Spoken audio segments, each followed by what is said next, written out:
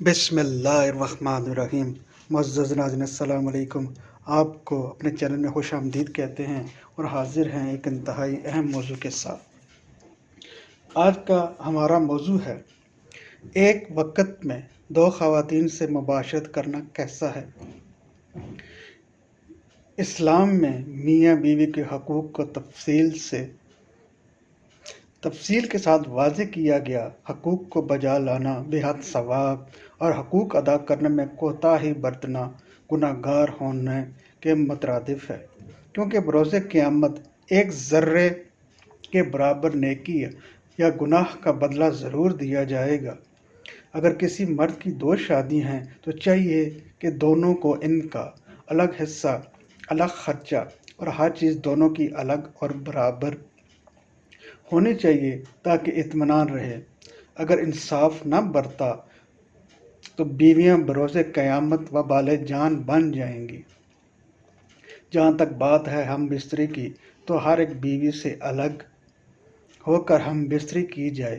اسلام بھی یہی تعلیم دیتا ہے کہ دونوں کے ساتھ ایک جگہ ہم بستری جائز نہیں۔ اگر ایک مرد کی دو بیویاں ہوں تو وہ ایک سے اس طرح مباشرت کرے کہ دوسری اس کی آہٹ کو نہ سنے، کیونکہ ایسا کرنا مکروہ ہے۔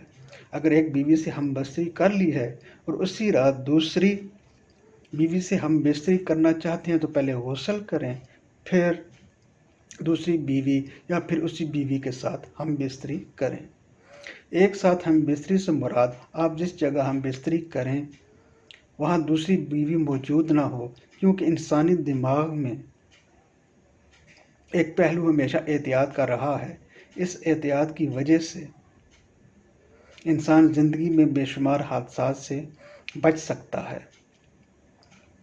یہی پہلو ایک عورت میں دوسری عورت، خاص طور پر اس کے شوہر کا اگر اس سے تعلق ہو، چاہے بیوی ہونے کے ناطے سے ہی کیوں نہ ہو، بہت زیادہ احتیاط کی ضرورت ہے، کیونکہ بعض اوقات بے احتیاطی نفرت کا باعث بنتی ہے۔ مرد اپنی بیوی سے اس انداز سے ہم بستری کرے کہ دوسری بیوی اس عمل کو دیکھ رہی ہو تو اس کے اندر حسد کی وجہ سے ایک خاص انزائم اور رطوبت پیدا ہوتی ہے جو دل اور اعصابی امراض کا باعث بنتی ہے۔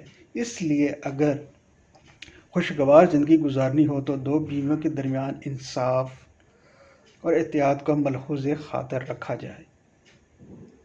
امید ہے ناظرین آپ کو یہ ویڈیو پسند آئے گی۔ اس چینل کو سبسکرائب کریں، ویڈیو کو لائک کریں اور شیئر کریں۔ شکریہ۔